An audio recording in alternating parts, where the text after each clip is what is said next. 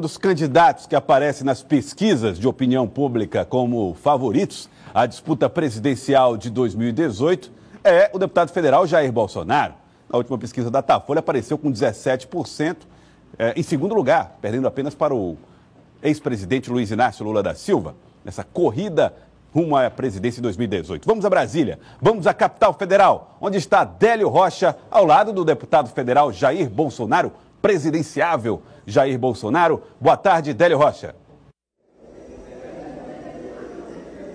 Joelson Jordani, boa tarde para você, boa tarde a todos no Piauí. Pois é, eu estou aqui com o deputado Jair Bolsonaro, que aparece consolidado em segundo lugar em todas as pesquisas de intenção de voto. Ele tem pela frente uma corrida presidencial que promete ser muito disputada. Agora há pouco, antes de entrar no ar, eu estava conversando com o deputado, ele disse que está preparado para essa corrida presidencial, que está em forma e que vai participar buscando a vitória, né, deputado?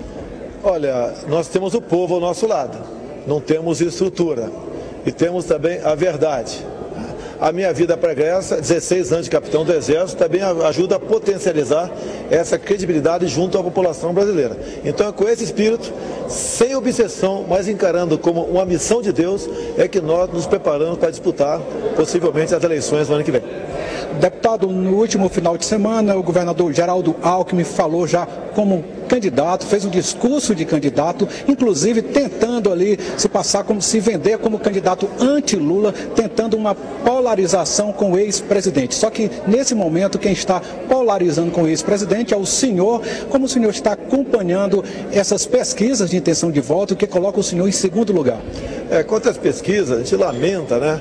Mas não goza de confiabilidade junto à população. O Datafolha me deu 17%. É sinal que eu tenho no mínimo isso, que ninguém iria insuflar os meus números.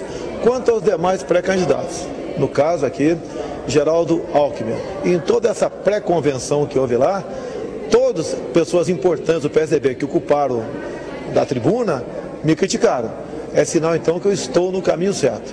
Não tenho obsessão, repito, por chegar à presidência da República, mas encaro isso como uma missão de Deus.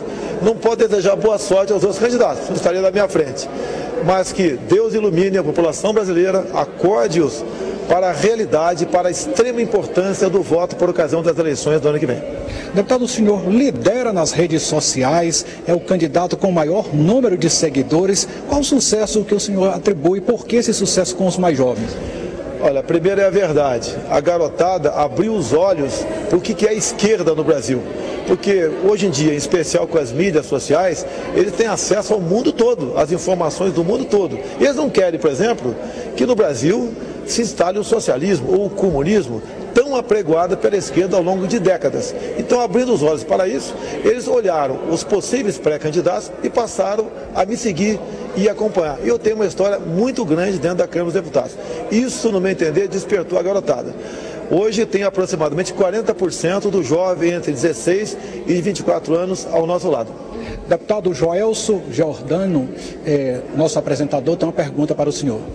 Deputado Jair Bolsonaro, muito obrigado por atender a TV Cidade Verde. Queria saber do senhor, o senhor comentasse uma entrevista que foi concedida pelo candidato, também pré-candidato, Ciro Gomes. Ele disse, olha, o deputado Jair Bolsonaro não tem experiências administrativas. Se ele tivesse, por exemplo, servido ao Rio de Janeiro como prefeito, como governador, tudo bem que se credenciasse à presidência da República, mas onde estava Jair Bolsonaro quando o Rio de Janeiro se enfiou nessas confusões que levaram a esse caos que está o Rio de Janeiro? O que o senhor diria para o pré-candidato Ciro Gomes, que fez esses comentários a seu respeito? Ô Ciro Gomes, se eu tivesse me envolvido na política do Rio de Janeiro, eu estaria preso uma hora dessa. Então, realmente, eu não me misturo com o tipo de forma de fazer política atualmente no Brasil. Por isso, nós temos crescido e estamos numa proposta diferente. Quando o Ciro Gomes fala em experiência, se eu não me engano, o irmão dele foi candidato e venceu na prefeitura, sem qualquer experiência. Ciro apoiou o Lula. Qual a experiência de Lula na política? A mesma coisa ele fez com o Dilma Rousseff. Qual a experiência pregressa que eles tinham de administrar qualquer coisa? Nenhuma. Ao meu lado tem a minha formação militar, tem outro curso superior e tenho a humildade acima de tudo. Dessa forma, acredito que a gente possa montar um ministério sem ingerências políticas e você possa, então, administrar o Brasil como ele merece.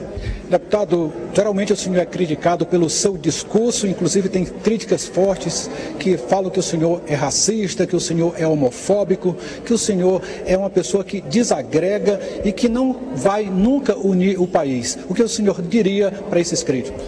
Olha, a política que ainda vivemos no Brasil é da divisão, branco e negro, pobre e rico, nortistas e sulistas, pai e filho. A minha política é de agregar, exatamente o contrário. Me acusam disso, são rótulos, porque não pode me chamar de corrupto. E assim sendo, né, com esta base que eu tenho, moral, a honestidade comprovada, como por exemplo, a JBS via partido botou 200 mil na minha conta, eu devolvi. O Roberto Youssef disse em depoimento que apenas 2 deputados do meu ex-partido pegaram o dinheiro da Petrobras. Esses 2 que não pegaram, um era eu. Então essas questões todas, bem como o Joaquim Barbosa, dizendo que o único deputado da base aliada, por ocasião do mensalão, que não foi comprado pelo PT, foi o Jair Bolsonaro. Honestidade não é virtude, é obrigação. Então a questão de experiência, você não precisa tê-la. Se você tiver bom senso e humildade, coragem e independência para escolher os seus assessores, os seus ministros, você tem como fazer o Brasil diferente e melhor do que foi feito até o momento. Se o senhor tem pretensão de ser presidente da República e para isso o senhor vai ter que governar para todos. No caso dos nordestinos, o que o senhor está preparando no seu plano de governo, como o senhor pensa em governar o Brasil, também olhando para o Nordeste? Bem, primeiro que o meu sogro é o Paulo Negão, natural de Crateús, Ceará. Então na minha família já tem sangue aí nordestino. A questão do Nordeste é muito falado, a questão do semiárido. Fui em Israel ver como aquele povo planta no deserto, e não só garante a sua segurança alimentar, bem como exporta para a Europa.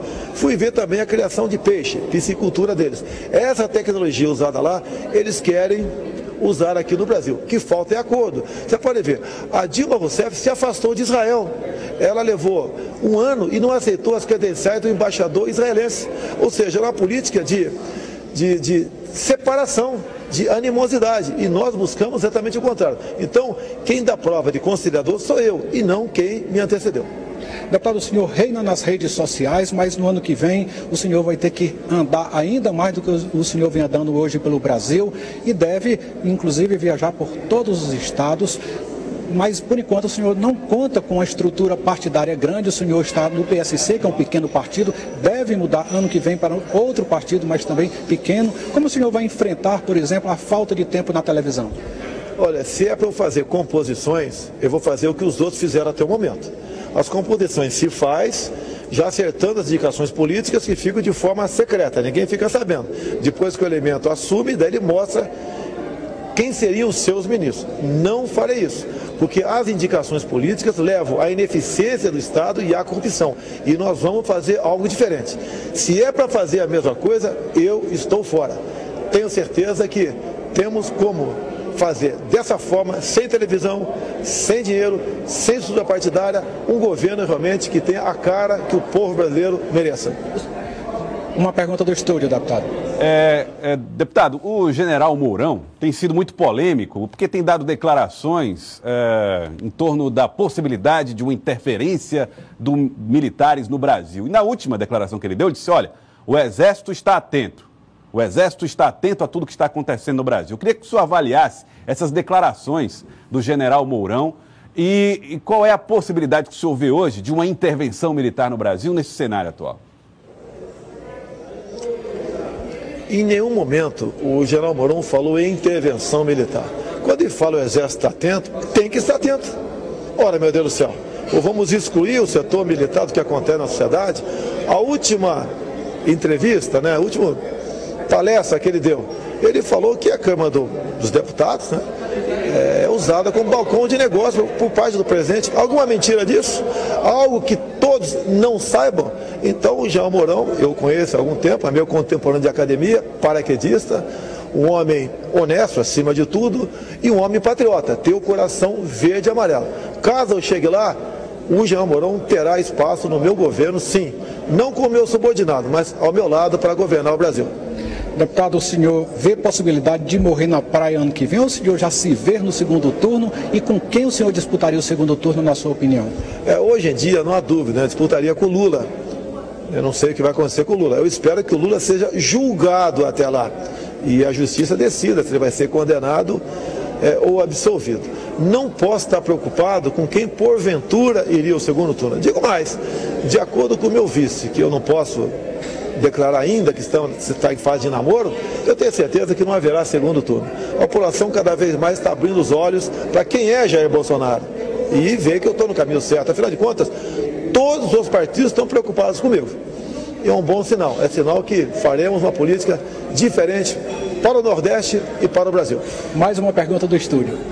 Rubens Oliveira, Galego. Deputado, o senhor é a favor do desarmamento? Porque muita gente vive sendo assaltada, quem mora em sítio não tem mais condição de viver em paz. Você é a favor ou é contra o desarmamento? Eu acho que essa pergunta todo mundo já sabe, né? Eu sou capitão do Exército Brasileiro.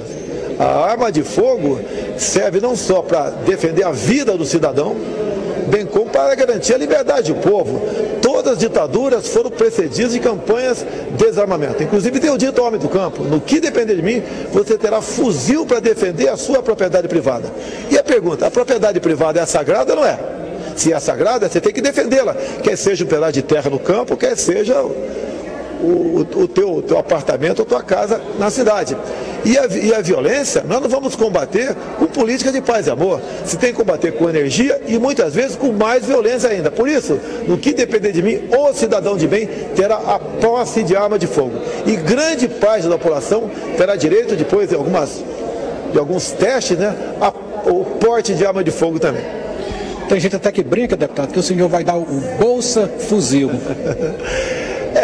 Isso aconteceu ao vivo no programa da Veja, né? Um ouvinte falou isso, mas me deu uma boa ideia. Logicamente, ninguém vai dar arma para ninguém. Quem puder comprá-la, que compra. Inclusive, o porte, no que depender de mim, será definitivo. Hoje nós temos 10 milhões de brasileiros que não renovaram o porte porque o governo assim não permitiu e estão numa situação de como infratores, né? No mínimo como infratores. Na verdade, estão numa situação de criminosos, que o porte ilegal de arma de fogo é um crime com a pena alta. Cidadão de bem no Brasil, o Estatuto de Armamento desarmou apenas você. Os marginais estão cada vez melhores armados. Vamos equilibrar esse jogo e vamos vencer essa luta contra a violência. Eu quero dar o direito a todo e qualquer cidadão, caso queira ter uma arma de fogo, que a tenha. Mais uma pergunta do estúdio. Deputado, eu queria aproveitar que você está falando a respeito de desarmamento. O senhor falou aí que os bandidos estão armados e o cidadão está desarmado. Mas vale lembrar que o armamento do bandido chega pelas fronteiras, que muitas vezes precisa ser vigiada pelo Exército, do qual o senhor faz parte. Então não cabe ao Exército e ao Estado desarmar o criminoso e não distribuir armas para a população, para que ela própria faça sua defesa, já que cabe ao Estado o papel de defender o cidadão, seja ele de bem ou não. Isso não é uma obrigação do Estado. Nos Estados Unidos, a Revolução Americana, a origem do Estado americano, explica por que as armas são liberadas lá. Mas no Brasil, que não tem essa tradição de guerra, me causa um pouco de estranheza que um candidato a presidente defenda esse tipo de princípio, deputado. Olha, a fronteira dos Estados Unidos com o México está em torno de 3.400 quilômetros. O americano, com toda a sua tecnologia, não consegue evitar que muita coisa vá do México para os Estados Unidos. Aqui na fronteira do Brasil, são 17 mil quilômetros. Querer culpar o Exército pela entrada de armamento é desconhecer a realidade da nossa fronteira. Outro dado importante. Hoje em dia nós temos 27 roubos de caminhões de carga por dia, num espaço de 40 quilômetros, entre a rodovia Presidente Dutra e a Avenida Brasil do Rio de Janeiro. Não se consegue evitar esse número de assaltos. Então, não quero culpar o Exército por essa entrada de armamento. Agora, se nós conseguirmos aprovar o excludente de licitude para o policial e para os integrantes das Forças Armadas em operação, pode ter certeza que a entrada de armamento e outros ilícitos diminuirão drasticamente no Brasil. Porque o que acontece hoje em dia? Quando alguém, agente de segurança ou das Forças Armadas, intervém e vem a entrar alguém em óbito, esse agente acaba respondendo muitas vezes por homicídio ou por excesso. Se mudarmos isso, nós teremos como diminuir a entrada de armamento no Brasil. Então, por favor, a culpa não é do Exército. E entra, inclusive, por aviões, como há poucos dias foram pegos 60 fuzis no aeroporto do Rio de Janeiro, imagine quantos já não entraram. E muitas vezes entram por portes também. Então, o Brasil é uma verdadeira peneira. Não temos como responsabilizar essas três forças. Mas, se vocês derem o excludente de ilicitude para esse integrante das Forças Armadas e policiais agir, pode ter certeza que a violência diminuirá e muito no Brasil. Deputado, o senhor tem um discurso de moralidade, mas agora recentemente foi acusado de ter colocado no seu gabinete esposa, ex-esposa, quer dizer, o que de fato existe em relação a isso? Parabéns pela pergunta, né? Porque quem me acusou disso foi o jornal O Globo e o Estado de São Paulo. Falei para eles verem no meu gabinete que eu explico. Onde é que você geralmente conhece a tua esposa ou seu esposo? É na igreja, é no local de trabalho, é numa rotina do clube. Eu conheci a minha esposa aqui na Câmara. E Davi vinha casar com ela. E logo depois foram demitidos. Então, já eram empregados e eu casei depois de estar empregados. Inclusive o próprio jornal, o Globo, agiu até com certa ética, né? Diz que em nenhum momento eu infringi a lei existente, no caso, a lei do nepotismo, que o Supremo decidiu há pouco tempo. É isso que aconteceu comigo. Deputado, em relação ao seu vice, o senhor disse que existe aí uma negociação, seria o senador Magno Malta?